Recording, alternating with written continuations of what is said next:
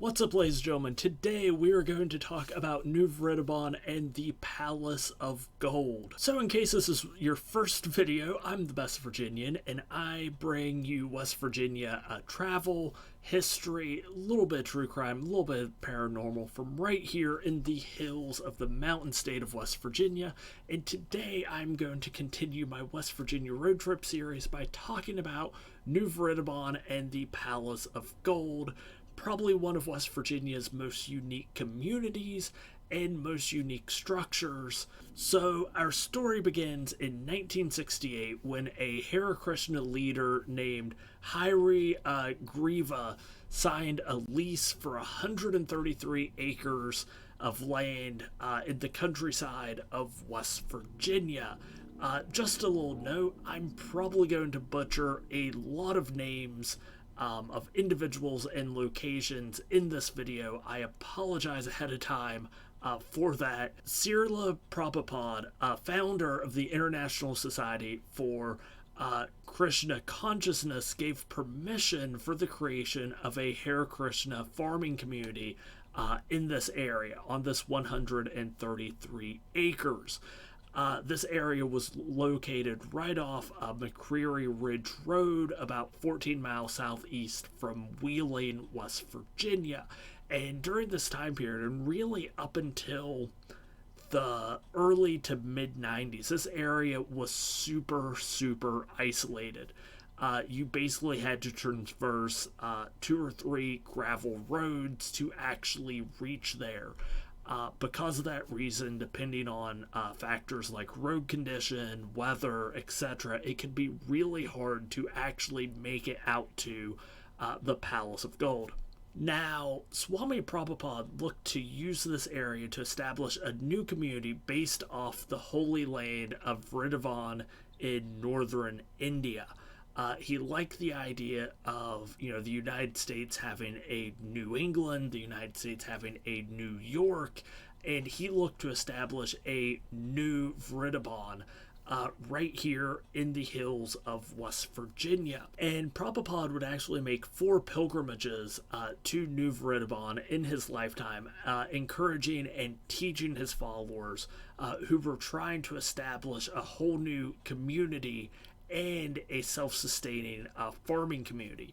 And really, none of the individuals, they were very limited in their experience with farming, and they were super inexperienced with actual community and city planning, community building. So he kind of oversaw and helped this community get established and grow very early on. Now, it should be noted that the Palace of Gold itself is just one of many structures that were built here. Unfortunately for me, while I went there, it was under renovations, some minor updates, some minor renovations. And the Palace of Gold, like I said, was originally built to be a permanent home for Prabhupada.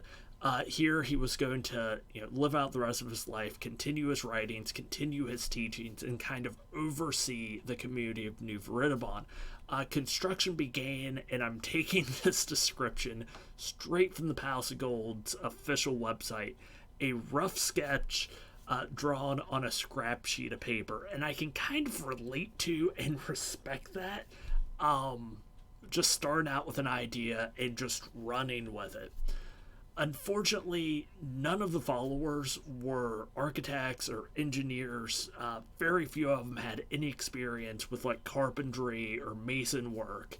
And just through a process of trial and error while constructing, what they ended up with went from a modest dwelling for their leader to the elaborate, super intricate, super beautiful structure in the Palace of Gold that you see today. Routinely, the Palace of Gold and its rose gardens make some of the top lists for not just most beautiful places to visit in West Virginia, but some of the most beautiful places to visit in the entire United States. And honestly, I don't think having the rolling hills of West Virginia as the backdrop for it has ever hurt it in any of these rankings. Unfortunately, before construction could be wrapped up, Swami Prabhupada would pass away.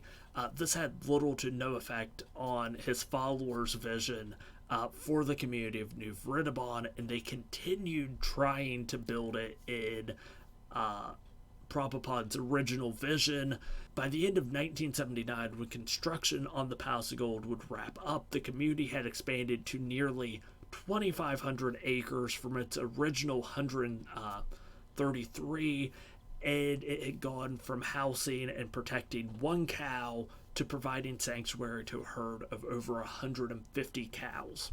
And the community continued to see growth throughout most of the 80s, but that was until the beginning to late 90s, during a time period that the community of New Vrindaban themselves refers to as the decade of struggle. This was the time period where I was growing up, within about an hour, probably about 45 minutes down the road from New Vrindaban, from the Palace of Gold. And when I do these videos, sometimes I'm able to provide extra insight to a lot of these places and events and different things. And a lot of the times that's good insight, but in this case it's really kind of negative. But I think it's important to talk about because I showed a personal reluctance to wanting to visit New Vrindaban, to wanting to visit the Palace of Gold. And it's because a lot of the stories and accounts I heard growing up about the area, about the region, again, kind of affected my view of the area, of the community.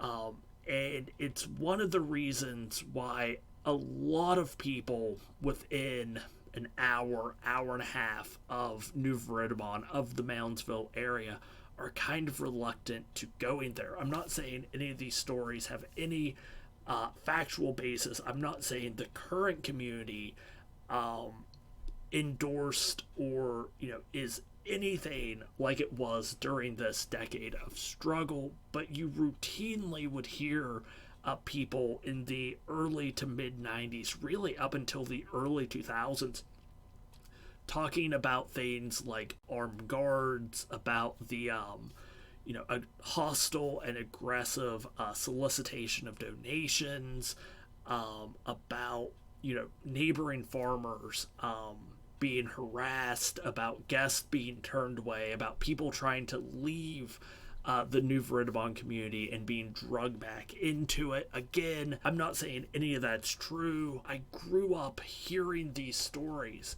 and I think it's important for me to say, one, I kind of regret waiting as long as I did to actually visit New Vrindaban. It was mostly for I had started seeing posts of people who went and visited there, started seeing pictures people had taken from there, mostly individuals from the Fallout 76 community, and it kind of started challenging some of the things I had thought I knew about the area, I knew about the community.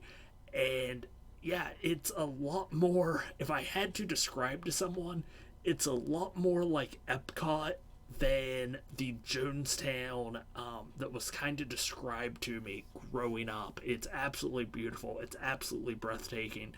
I would definitely suggest anyone that finds himself in the area to visit the Palace of Gold, to visit New Vrindaban. I definitely regret not visiting it sooner. But actually, during this time period, during this decade of struggle, New Vrindaban was actually expelled from the International Society for Krishna Consciousness. In 1994, changes were made in the structure and the leadership of the community, and the focus returned back to the original vision, Prabhupada's original vision for New Vrindaban. Within 6 years, the community would be drastically restructured, and they'd actually be allowed to rejoin the International Society for Krishna Consciousness. Again, at one point, the area was super isolated, but now partially due to the refocus in pilgrimages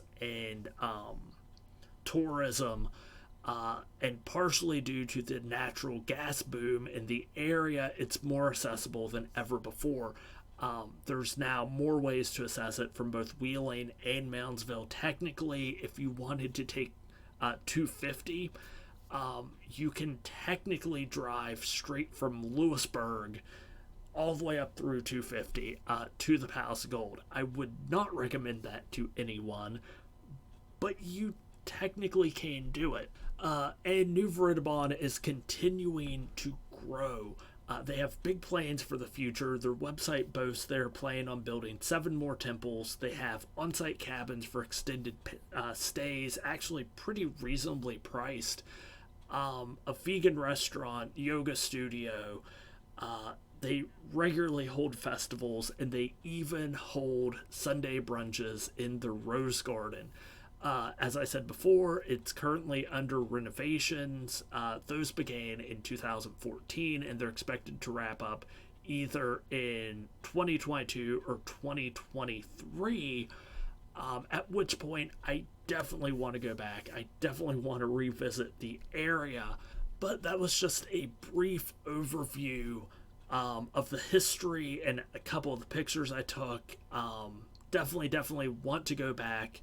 I'm sorry that this is not the setup that you're used to seeing me in. And if you ever find yourself in the Northern Panhandle, I definitely recommend that you visit New Vrindaban, that you visit the Palace of Gold, and that you see this very breathtaking and unique and beautiful location here in West Virginia. It's definitely a one of a kind visit here. But until next time, don't forget to stay wild and stay wonderful. And I'll talk to you later.